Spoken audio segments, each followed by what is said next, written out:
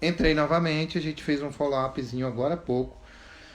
Em nome de Jesus vai dar certo, a gente não vai precisar mais reiniciar mais nenhuma vez hoje, tá bom? Essa vai ser a primeira e a última. E aí o que acontece? Acontece o seguinte, o follow-up é que nós estamos no 11º ato de Atos e a gente vai começar a ler o capítulo 11 de Atos. Então, são os atos que o Pai nos ensina a ter, são as atitudes e os comportamentos no livro de Atos que Deus nos ensina a ter todos os dias para poder conseguir alcançar maior intimidade, para conseguir alcançar maior propósito, para conseguir alcançar verdadeiramente mais e mais Deus em nossa vida. É muito importante a gente entender o seguinte, que Deus, ele age de diversas formas para alcançar diversos resultados diferentes. E ele faz isso sempre com propósito. Então é muito importante a gente entender que o propósito de Deus, ele estará e será sempre maior e melhor do que os propósitos que nós temos para nós. Então é importante o seguinte, nós entendermos isso em profundidade, aceitarmos isso em profundidade e fazermos com que o Pai domine em nossa vida e que nós dominemos espírito com espírito e que nós dominemos verdadeiramente de coração. É muito importante isso, é muito importante a gente entender isso. Ela vai entender, vai vir para cá. É muito importante isso. Então eu preciso que você entenda o seguinte, preciso que entendamos o seguinte, que os atos que as atitudes e os comportamentos que estão sendo ensinados por Deus no livro de Atos, elas vão eles vão verdadeiramente nos direcionar. Na verdade, um dos atos é justamente isso. Um dos atos é direcionamento. Deus não nos deixa, seja bem-vinda. Deus não nos deixa em momento algum no escuro. Ele não nos deixa em momento algum no escuro. Deus não nos deixa em momento algum sem conseguir entender verdadeiramente, né? Claudinha está entrando aí já, ela já me solicitou aqui. É isso que a gente precisa falar e entender. Ufa, chegou. Eu comecei, você começou, aí você me mandou que estava ao vivo, eu mandei para você que eu estava ao vivo. Aí eu fiquei assim, meu Deus, eu acho que eu vou esperar um pouquinho. Não, Aí de se ela boa. não... Mas enfim, vamos tentar É aqui mais porque eu uma vez. entendi que era Na para eu próxima a entrar. gente tiver. Não, tá de boa. Tá, Eu joia. não Olha, tô gostando a gente muito da estava falando luz. sobre a defesa de Pedro. É importante a gente lembrar por que Pedro estava se defendendo. Você lembra, Cláudio?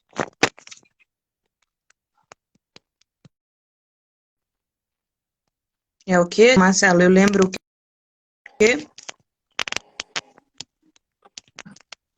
Estávamos falando aqui, Atos 11, falando sobre a defesa de Pedro. Por que defendendo? Você lembra? Então vamos começar. Olha só. Chegou Tá ao cortando, eu conhecimento não tô dos conseguindo te apóstolos. ouvir, desculpa. Eu só escuto você me perguntando só, mas eu não escuto o que você tá me perguntando porque tá cortando. Vamos lá. Vamos começar a ler o capítulo então, tá bom? Tá. Você Tá começa bom. ou eu começo? Eu começo. Tá legal. Chegou ao conhecimento. O capítulo começa assim: a defesa de Pedro. Chegou ao conhecimento dos apóstolos e dos irmãos que estavam na Judéia, que também eram gentios, que também os gentios haviam recebido a palavra de Deus. Quando Pedro voltou para Jerusalém, os que eram da circuncisão começaram a questioná-lo, dizendo: Você entrou na casa de homens incircuncisos e comeu com eles. E então Pedro passou a fazer-lhes uma exposição por ordem, dizendo: Eu estava na cidade de Jope, orando, e num êxtase tive uma visão que observei descer um objeto como se fosse um grande lençol, deixando do céu pelas quatro pontas, baixando do céu pelas quatro pontas, vindo até perto de mim e olhando atentamente para dentro daquilo, eu vi quadrúpedes da terra, feras, répteis e aves do céu. Ouvi também uma voz que dizia: levanta-se, Pedro, mate e coma. Ao que eu respondi: de modo nenhum, Senhor, porque em minha boca nunca entrou nada que fosse impuro ou imundo. E aí a gente falou, é isso mesmo, não é isso? E aí eu continuo até o 18. Pela segunda vez, a voz do céu falou: não considere impuro aquilo que Deus purificou. Isso se repetiu 3 vezes e, de novo, tudo foi recolhido para o céu. E eis que na mesma, eis que na mesma hora pararam diante da casa que estávamos 3 homens enviados para se encontrar comigo. Que me disse que eu fosse contar, foram comigo também estes 6 irmãos. E entraram na casa daquele homem, e ele nos contou como tinha visto na casa dele um anjo em pé, que lhe disse: envie alguém a Jope, e mande chamar Simão, que também chamado de Pedro, o qual lhe dirá palavras mediante as quais você, toda a sua casa serão salvos. Quando comecei a falar, o Espírito Santo caiu sobre eles, como também sobre nós no princípio. Então me lembrei da palavra do Senhor que disse: João, na verdade, batizou com água, mas vocês serão batizados com o Espírito. Pois se Deus deu a eles o mesmo dom que tinha dado a nós, quando cremos no Senhor Jesus, quem era eu para que pudesse resistir a Deus? Quando os demais ouviram isso, aclamaram-se e glorificaram a Deus, dizendo: então também os gentios, Deus concedeu o arrependimento para a vida. Tá, Na verdade, poxa, é o que que a coisa gente mais falou. massa, velho. Oi? Oi, Ti, tudo bom? Nossa, quanto tempo. Então, na verdade, é assim, ele tá relembrando, né, o que aconteceu e ele tá contando, né, para eles o que que aconteceu. E tá reafirmando, né, que a palavra não veio só para os judeus, não veio só para os israelitas, mas veio para mim, para você, para todos nós. Então, que o Senhor, através do sangue dele, ele purificou cada um de nós, e a partir daí, depois que o véu foi rasgado, nós temos direito à salvação, nós temos direito à cura, libertação, enfim. Não só o judeu, não só o israelita, mas toda a É humanidade. importante, é importante falar um pouco sobre isso, Cláudia. Eu acho que é importante falar um pouco sobre isso com mais profundidade, pelo seguinte: você tocou num ponto muito importante sobre os judeus. Na verdade, é assim, para mim, o ato de Deus está aí nesse capítulo, certo? Que é: Cristo é para todo mundo, não é só para os judeus. O que que acontece dentro desse processo? Tá tudo bem? Tá, eu tô incomodada com a luz. Ah, então tá bom. A luz está ótima, não se preocupe não, tá excelente. Tá até te emagrecendo a luz. Não, né? Não, é a dieta mesmo. Então tá jóia. Olha só, vamos nessa. O que que acontece? O que que acontece? Para mim, o ato de Deus está justamente aí em dizer para todo mundo nesse momento que Deus é para todos. Quando ele fez uma aliança com Abraão lá atrás e mudou o nome de Abrão para Abraão, ele falou: você será pai de multidões, né? E aí ele falou assim: eu preciso que e instituiu aí a lei da circuncisão, certo? E para que todos no 8º dia de nascido, a partir dali, todos no 8º dia de nascido, eles fossem circuncidados. O que que significa a circuncisão? Significa aliança com Deus. Foi o símbolo de aliança entre Deus e os homens, certo? E toda a É uma geração que veio de separação. Abraão. Oi? O tempo todo é uma separação. O tempo todo a Bíblia fala sobre a importância da separação. Fica separado, né? não, não significa, como algumas pessoas falam, pensam, que santo é uma pessoa que não comete pecado, que não faz nada disso. Não. Santo significa separado, separado para Deus. E quando Deus ele institui a questão da separação, da santificação, da purificação, ele sempre coloca um sinal, alguma coisa que identifica a pessoa, entendeu? Que é santa, que é separada, para para que ele seja diferente. Eu estava falando sobre isso, acho que ontem, quando eu falo sobre uma vida com propósito. E aí o que que acontece? Então, ele fala assim, sede santos porque eu sou santo. Ele está dizendo, seja separado porque eu sou separado. E aí, quando ele institui a circuncisão, ele fala assim, os incircuncisos, os circuncisos. Por quê? Porque não é aqueles nascidos judeus, são aqueles que são circuncisados, né? Então, são aqueles que são separados, que são santos, né? Podem até ser convertidos ao judaísmo. A gente vê no próprio Pentecoste muitos que foram convertidos ao judaísmo. Então, era uma forma de demonstrar essa separação, essa santidade, entendeu? Era uma marca de Cristo. De Deus na época, né? Porque Cristo ainda não tinha vindo. Uhum. Legal. E aí o que que acontece? Acontece o seguinte, quando isso acontece, eu vejo isso, sabe? Ele simplesmente falou com esses separados, falou com esses que têm aliança, certo? Com Deus. Falou assim, eles internalizaram que era só para eles. É só para a gente. E a partir do momento que Pedro conta a história de como foi, de como aconteceu, eles entendem. Então, e aí eles falam assim, ó. E aí eu me lembrei quando João disse, na verdade, quando o Senhor disse, que está escrito na palavra do Senhor, João, na verdade, batizou com água, mas vocês serão batizados com o Espírito Santo. Pois se Deus deu a eles o mesmo dom que tinha dado a nós, quanto cremos no Senhor Jesus, quem era eu que pudesse desistir? Então, reafirmando aquilo que a gente iniciou falando ontem, sabe, Cláudia? Deus é para todo mundo. A salvação é para todo mundo, o amor de Deus é para todo mundo. Quando Jesus Cristo veio aqui, ele não veio só para... É como eu estava falando no início da live, o perdão é para quem não merece. Entendeu? Jesus veio para quem não merece. Para quem merece não precisa... Ele fala isso, né, Marcelo? Ele fala isso diversas vezes. Eu vim para os doentes, eu vim para os cativos, eu vim para aqueles que têm necessidade, que têm fome, que têm sede. Eu não vim para aqueles que não precisam de nada, porque se eles não precisam de nada... Para que eu estou aqui? Né? Agora eu estou com aqueles que precisam, que têm sede, que vão querer beber da água, que não dá... como é que é a água...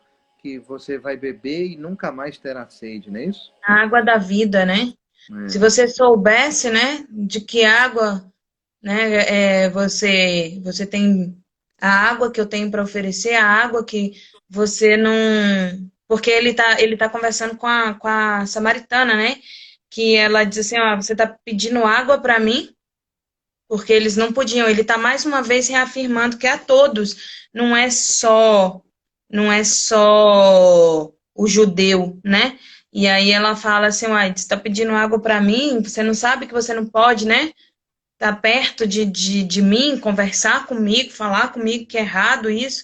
E ele fala, né, se você soubesse qual é a água, né? A água da vida, a água que você nunca mais vai ter sede, a água que você não ia estar preocupada com isso, com essa separação, é o que ele está querendo dizer isso. Porque não existe, para Jesus não existe essa separação. Existe, nós somos um só corpo, uma só carne, um só espírito, né? Todos interligados, como Atos 1 fala. Ele fala assim, que nós somos um organismo, não uma organização, nós somos uma unidade e não um prédio, não é uma igreja, um prédio, é a unidade de Cristo, entendeu? Então ele está falando um só corpo, cada um com sua função, cada um com objetivo, e se um órgão é tirado, o corpo todo sente, se um dedo é tirado, o corpo todo sente, e assim vai, não é eu consigo fazer tudo sozinho, eu sou poderoso, não. É todo mundo junto, entendeu? Num único propósito, numa única ação, que é servir a Cristo, servir a Deus sobre todas as coisas, né? Uhum. E é bacana ele reafirmar isso. Assim, aí ele vai mudar a nossa visão. É aquilo que eu estava falando. Você leu até o 18, né? Lá, a Uhum. partir do 19, ele fala assim: então os que foram dispersos por causa da tribulação que sobreveio a Estevão se espalharam até a Fenícia, Chipre e Antioquia, não anunciando a ninguém a palavra, senão só Deus. Alguns deles, porém, de Chipre e de Cirene, e que foram até Antioquia, falavam também aos gregos, anunciando-lhes o evangelho do Senhor Jesus. A mão do Senhor estava com eles e muitos crendo se converteram ao Senhor. A notícia a respeito deles chegou aos ouvidos da igreja que estava em Jerusalém e enviaram Barnabé até Antioquia. Tendo ele chegado e vendo a graça de Deus, alegrou-se e exortava a todos aqui, com firmeza de coração, permanecem no Senhor, porque era homem bom, cheio do Espírito Santo e de fé, e muita gente se uniu ao Senhor. E partiu Barnabé para Tarso, à procura de Saulo. Lembra que Saulo está lá em Tarso?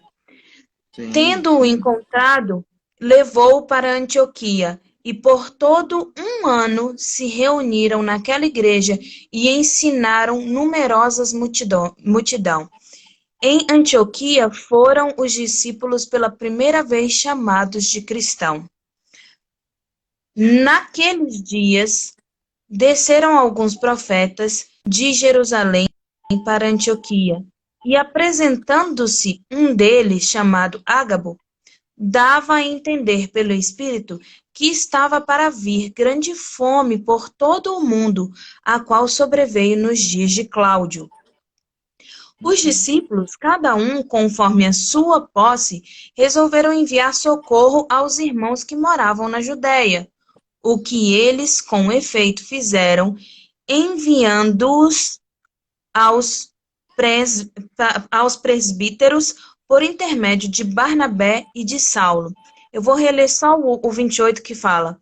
E apresentando-se um deles, chamado Ágabo, dava a entender pelo Espírito que estava para vir grande fome por todo o mundo, na qual sobreveio nos dias de Cláudio, né? O imperador. Deus Uhum. o que que acontece? Ele está revelando a eles, né? É uma revelação que está ocorrendo a respeito como aconteceu com José lá no Egito, que haveria uma grande fome e estava orientando como proceder com relação a isso.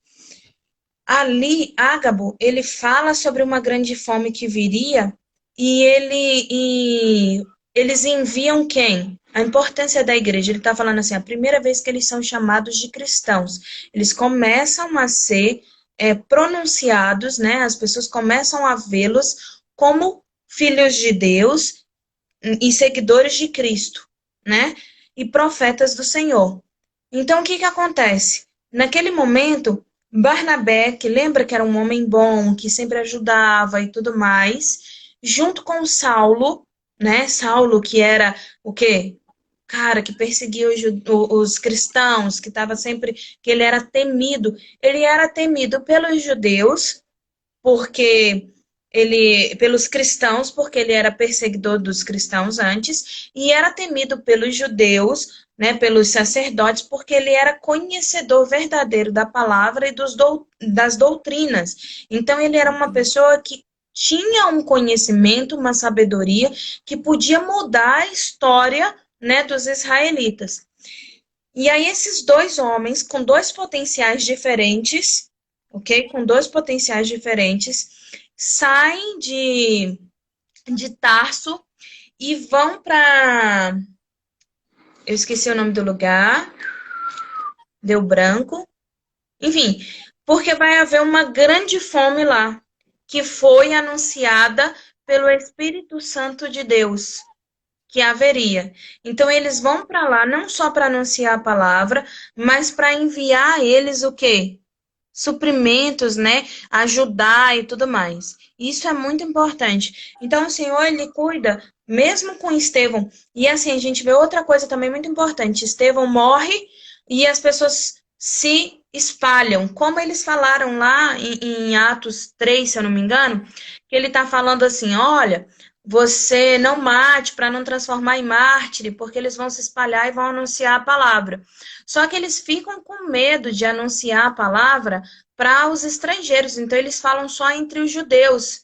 Só que os judeus, os quais eles falam a palavra, começam a falar para os gregos, né? Então, assim, é a palavra Uhum. crescendo, é a igreja crescendo, é a instituição da igreja, e aí eles começam a crescer, a desenvolver. Diga, você deu um sorriso assim, como quem diz, eu quero falar uma coisa. Não, não sei se está dando para ler. Não.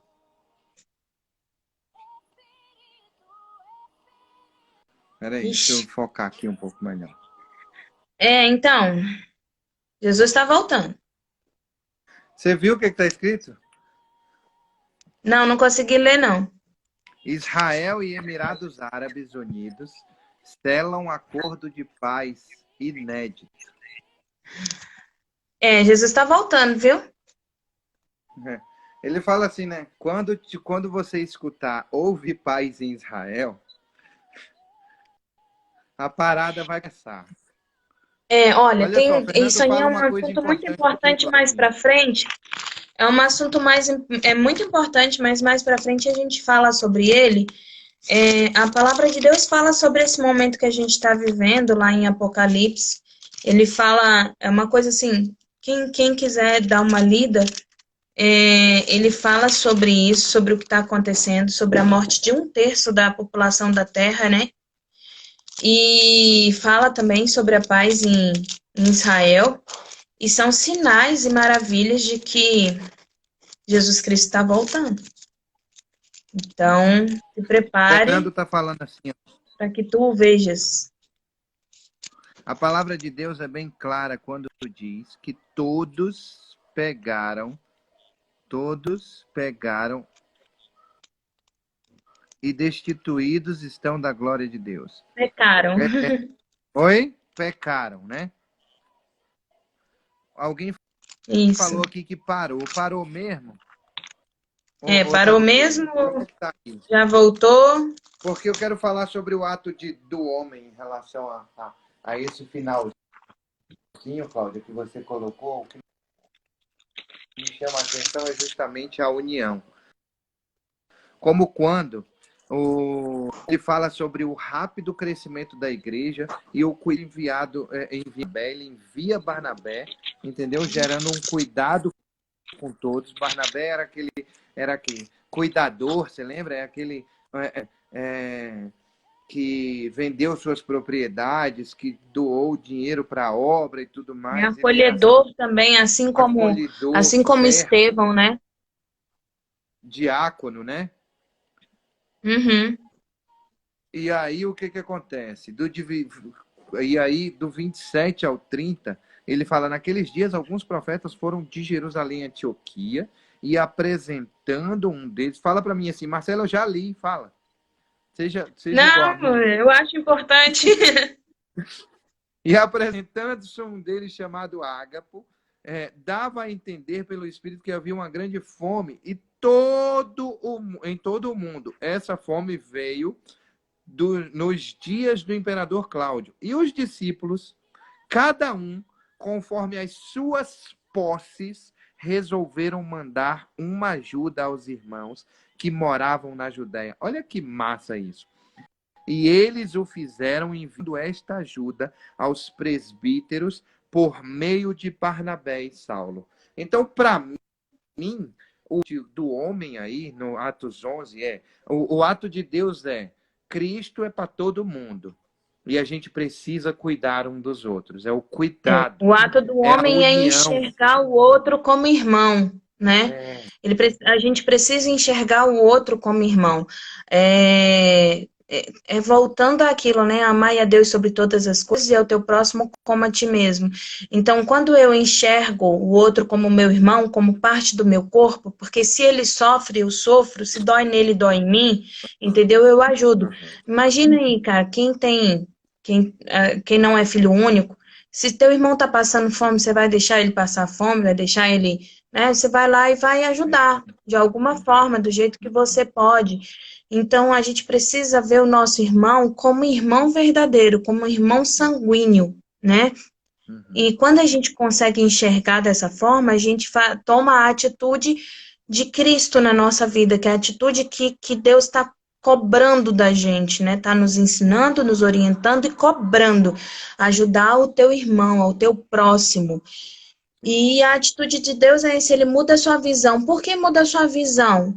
Porque a gente enxergava que, a gente não, os judeus enxergavam, né, que era só os israelitas, só o povo escolhido. Porque o Senhor fala o tempo todo na Bíblia sobre o povo escolhido. Mas não, é para toda a humanidade, todos são escolhidos, todos são chamados, todos são chamados. Poucos aceitam o chamado, mas todos são chamados.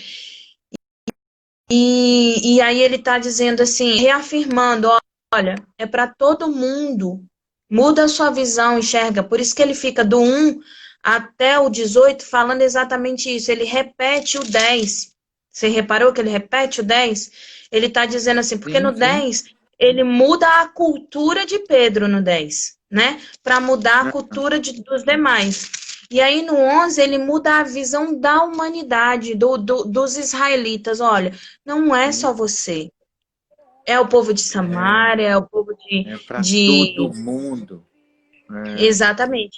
E aí, o meu dever, porque a gente fala, eu tenho falado isso quando eu falo sobre uma vida com propósito, eu falo muito isso, que assim, a gente lembra muito sobre a benignidade do Senhor sobre as nossas vidas e as promessas. Ah, o Senhor disse que eu não teria mais fome, não teria sede, não passaria miséria, não faltaria o pão na minha mesa, eu sou co-herdeiro com Cristo, eu seria cheio do Espírito Santo, eu sou cheio de poder, eu sou isso, eu sou aquilo outro, e vai enchendo o ego, inflando um ego, assim, que chega nas alturas e a gente acaba deixando de ser filho de Deus e voltando a ser criatura, porque a gente acha que a gente pode, deve, a gente pode ir cada vez mais e mais e até acima de Deus.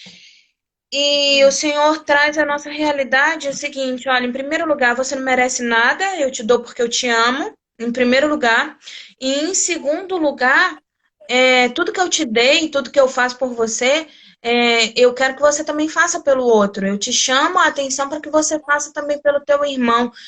Então, é pela misericórdia e graça do Senhor e que você tenha misericórdia e graça pelo outro. Que você tenha acolhimento, amor pelo outro e transborde esse Cuidado, amor a outras união. vidas. Exatamente. Então, assim, nós somos filhos de Deus. Se eu sou filho de Deus, então a Luciana é minha irmã, o Tia é meu irmão, a Barbie é minha irmã, e se alguém está precisando de alguma coisa, eu preciso ajudar, eu preciso estar ali. Eu tenho deveres como cristão, eu não tenho só benefícios, tá? Eu tenho deveres como cristão. Eu tenho obrigações como cristão. Eu tenho coisas que eu preciso fazer na minha vida como cristão. E isso é muito importante, tá? É muito importante. A Bíblia fala que a união dos irmãos, o derramar dessa união é como uma unção, né? A unção que desce a barba de Arão, que desce a orla dos seus vestidos, e ali o Senhor ordena as bênçãos, né? Então, o que é o óleo? O óleo é a unção. é o poder de Cristo sobre a sua vida. Essa união para Deus é a unção, é o derramar do poder de Deus na sua vida. Então, quando eu tenho união, quando eu vejo meu irmão como irmão verdadeiro, aí o Senhor ordena as bênçãos. Bênçãos sem medidas sobre a minha vida. Mas eu tenho que cumprir as minhas obrigações como cristão. Né? Atos vem falando 28 atos em Atos, exatamente isso. Qual a minha atitude? Eu tenho que buscar. Aí, porque, mas o Senhor está em silêncio, não interessa, eu tenho que buscar. Ele não mandou esperar e buscar, entendeu? Aí sim ele derrama o Espírito Santo de Deus. E aí qual é a minha atitude? Me arrependi, tenho que pedir perdão. Se eu verdadeiramente estou arrependido do meu pecado, se eu verdadeiramente tenho mudança na minha vida, se eu tenho transformação na minha vida, merece, é para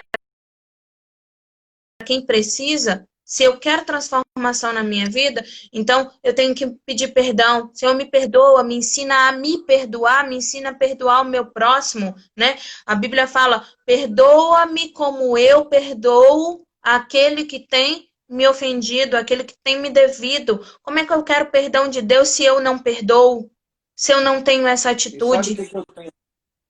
Sabe o que eu tenho curiosidade, Cláudia? É o seguinte, é porque eu não sei de onde saiu isso, de onde a gente internalizou, de que isso é um processo isso é um verdadeiro processo de pirlim-pim-pim, sabe? Eu não preciso fazer nada, Deus, eu vou dar sorte, Deus vai me abençoar, eu vou ganhar muito dinheiro, vou ser próspero, eu vou ser cheio do Espírito Santo, eu vou conseguir ajudar a minha família simplesmente por um pirlim-pim-pim. Simplesmente porque, de repente, eu fiz uma oração. A partir do momento que eu fiz uma oração, a obrigação de Deus me tirar do inferno, me levar para o céu. Exatamente, olha a palavra, é obrigação de Deus. Deus já deu seu Filho unigênito, que todo aquele que nele crê não pereça, mas tenha a vida eterna. Então, que obrigação que ele tem comigo, com você? Nenhuma. Não, nenhuma. É isso aí. E assim a gente vê isso muito claro na vida de Pedro, não é pirlim-pim-pim, porque olha só, Pedro, eu falo Pedro porque a gente, assim, porque Paulo, a gente, foi pirlim-pim-pim na vida de Paulo, né? Ele conheceu a Cristo, houve uma mudança, foi batizado e tudo mais. Mas Paulo, ele já servia a Deus, ele só não conhecia Jesus verdadeiramente. E também não foi tão pirlim-pim-pim assim. Ele teve as dificuldades da vida dele o tempo todo e teve que ser transformado por conta do que estava acontecendo na vida dele. Mas você pega Pedro, cara. Pedro é um grande exemplo de que eu me converti, sou convertido, entendeu? Deixa eu encerrar, porque o pessoal me escuta. Deixa eu só falar essa parte, e aí eu saio. Peraí.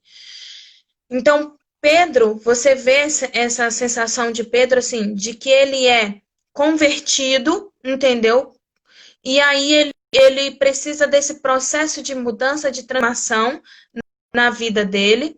E aí o que Pedro faz? Ele caminha com Deus durante todo esse período, com Jesus Cristo durante todo esse período, e aí você vê Pedro na morte de Cristo voltar, ele volta, entendeu? Para o mar e começa a pescar de novo, e Jesus Cristo fala o seguinte para ele: Pedro, tá fazendo o que aí? O que você tá fazendo aí? Entendeu? Volta e vai pescar. Volta e vai pescar. E aí o que acontece? Ele volta para pescar, volta vai pescar vidas, né? Almas, né? E aí ele fala assim, então vá pescar vidas, almas. E aí Pedro tem uma vida transformada a partir daí. Ele tem uma vida retratada a partir daí, entendeu? E isso é muito importante. Você vê que não foi assim. Eu vou sair e depois volto.